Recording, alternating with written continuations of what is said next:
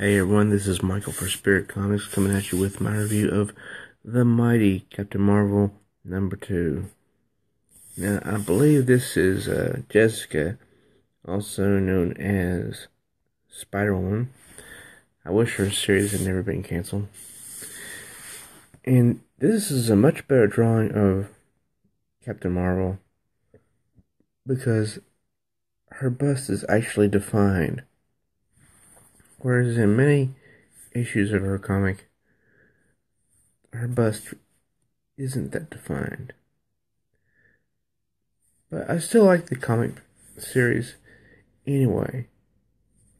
I find it interesting, and I think it has room to. I think it's grown, and I think it will continue to grow. So this one is part 2 of 4 of Alien Nation. See, in the previous issue, Captain Marvel rescued a half-Kree, half-Hala child from a refugee camp, and a bounty hunter took the child to that refugee camp, but Captain Marvel couldn't find out who it was. At the same time, she discovered there's a series being made about her, a television series, and it's more it's not a documentary type deal. She's not happy about it. So here we open up. She's outside repairing the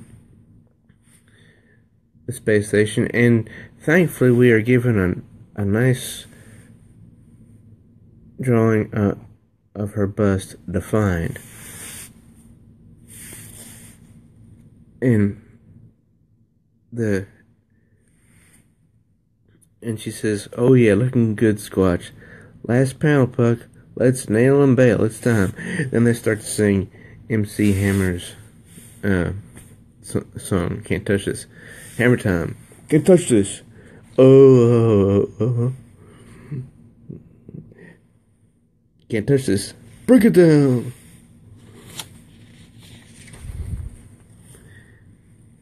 And then on the inside, there's the child she rescued. Half Kree, half Hala. I'm not sure what Hala means. And, "You done with breakfast yet, Bean?" she says to the child on the inside. And Chew's still babysitting, and that's her cat, Chewie. Yeah, the cat is babysitting the child. I like the art. Very, very detailed, well defined shapes, especially like within this the child's face, the contours of the face, even as she gets closer. And this is funny what she says up here. "How can that Flerken furball have 117 offspring and 0 maternal instinct?" And then Puck says, you mean compared to someone who asked a space cat to babysit a jelly bean breakfast?" And she says, "The kid was almost abducted by a shape-shifting bounty hunter. She deserves jelly beans. Plus, Wendy's on comm, and Brand was at the Triskelion. Aurora's still on loan to NASA. Got a better idea?" Like, wait, when did we start loaning out our crew to NASA? When the captain started taking out their satellites. Then she says, 2 satellites. And as I keep saying, it was an accident. That's a sore spot with her, just like Damian Wayne's height is a sore spot with him. And anyway, something happens, and all of a sudden, boom! Her powers go haywire. So she has to save her crewmates and get them back inside. So once inside the hatch, she's told some news that she doesn't want to hear. And she said, she's she's told she is told that the TV crew is on the space station, like right now. And so she is also told that she's on speaker. So everything she's heard, everything she's said is heard. She says, "Get rid of them. Tell them anything. But, gosh, tell them she just broke the space station." $150 billion station, I don't think. Yeah, maybe leave that last part out. I would, but you're on speaker, sir. Care Bear! This is JJ. Surprise! That's Jason J, the guy who's directing this whole thing. She says, "I was going to go with Disturbed." Anyway, she says, "And here I thought you came all this way for that location shoot you won't stop asking about." She says, "Why not kill two birds with one future Emmy-nominated stone?" She says, "You are one selfless act of kindness after another, Jason J." And that dude says, "Can I get the? Could you say it on camera?" And then she introduces the crew of Alpha Flight Space Station to the actors. Okay, this is that's Wendy, and this one plays her. That's Puck, and that's the one who plays him, the little girl. That's Squatch, and that's the one that plays him, the green dog.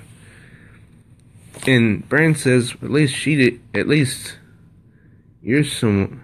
You're someone. Looks like I got cut." She says it to Wendy, and he says, "We didn't cut you, Lieutenant. We combined you."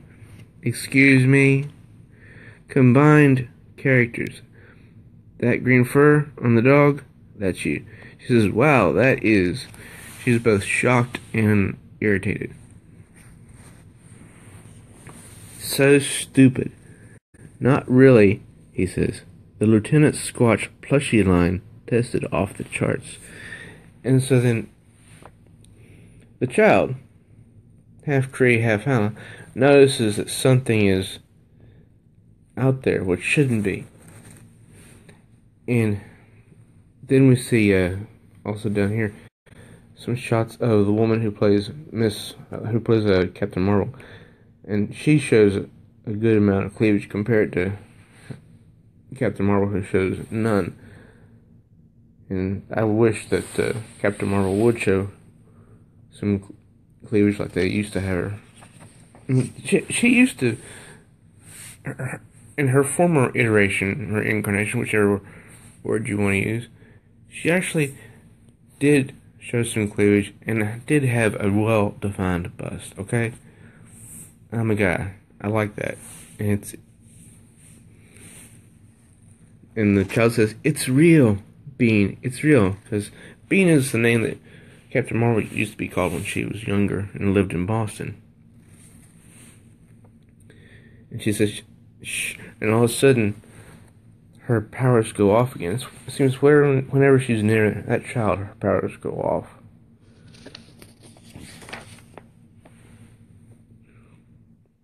And then a fight erupts, and the power goes out. And so everyone's fighting, but they're not sure who's fighting whom.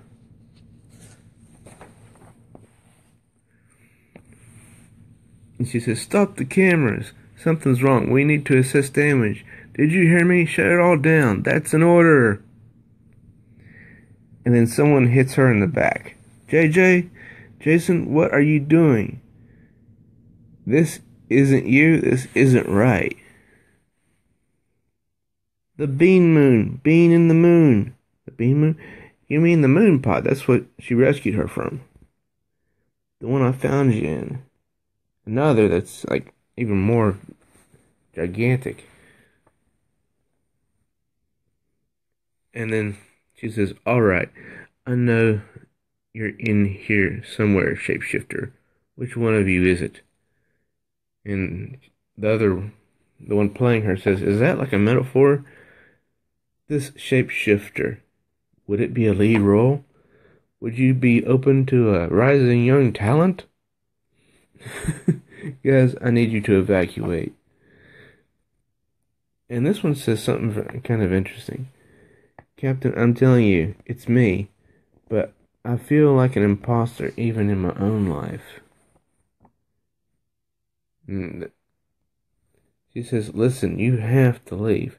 Not until you give me the part." "Captain, I think we have a problem." And then, roar, she gets knocked upside the head. And it's the shapeshifter who is turning into her cat. But and so she tosses the cat out into space and gets rid of the problem. And at the same time, her own cat is watching all this. Meow. She says, "Wow, he really stuck the landing." Because there goes I think he landed it in this thing, and there it went. Maybe not your best day, Captain. You think? Let's see. I snapped an array, breached a hole, fried a monitor bank, triggered a station-wide blackout, and beat up my alien cat. Literally. Affirmative. I fear we've hit Max Fubar. Okay, I have no clue what the word Fubar means, so that's lost on me. Brand says, "On the bright side, we may have just witnessed the series finale of Captain Marvel, seeing as the cast seems to have mutinied." Bright side? That stupid show was supposed to pay for our budget, remember? We all know it's not just the shapeshifter or even the show. It's me, and it's bad.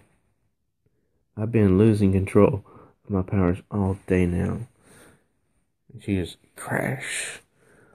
Oh no.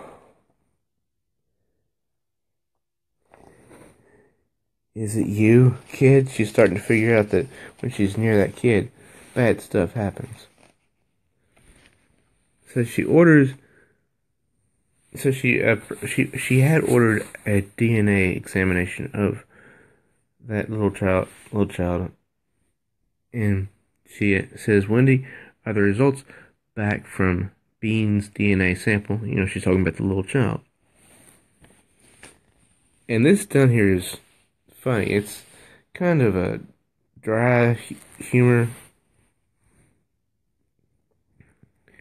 And the Wendy says, uh, Cap Marvel goes, "And inconclusive, sir," Wendy says. "What does that mean?" Captain Marvel says. And then Wendy says, "Without conclusion, sir." And she's like, doesn't know how to respond to that. And she says, "Not all nerds are blonde, and not all technical officers can't joke." And then Puck says, "Joke? That was the best you could do?"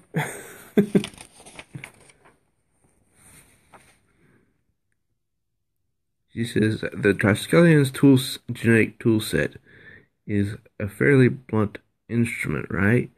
I mean, we use it for what? Tracking identities, solving major crimes. For basic field work, that's true, sir. So think, where might we find a better instrument?" And she's like, "I don't want to say this." She says, "Whatever it is, just say it." And Wendy says, "I'd have to say Stark Industries, but sorry, sir." And she's talking about Tony Stark. His ego was so huge, you couldn't let on, but you were listening. But that didn't mean you didn't listen. Until I had to go and shut him down. Shut him up maybe for good. But what would you have said, Tony? What would you have known that we don't know? And so she goes to the Arctic because they detect some readings that there might be somebody there who can help. And as Captain Marvel is coming in for a landing, Wendy and Brand on the space station lose track of her, and the child is worried. All of a sudden, the Arctic starts to crumble. Avalanche of some sort. See? Rumble, rumble, rumble, rumble, rumble. And that was basically it for this issue. It wasn't too bad, really. The art was pretty good, I think. I enjoy it. The story was fast paced once it got moving along. So overall, this is a good story. This issue. This was Alien Nation Part 2 of 4. So I would recommend picking up this issue if you can still find it in your local comic shop. I'm Michael for Spirit Comics. Thank you, true readers, for joining me. If you like this review, if you're a newcomer, please do subscribe to my channel here. And also smash that bell like She-Hulk. Like the review if you enjoyed it, and share it with somebody else so they can enjoy it as well. Till next time, true readers.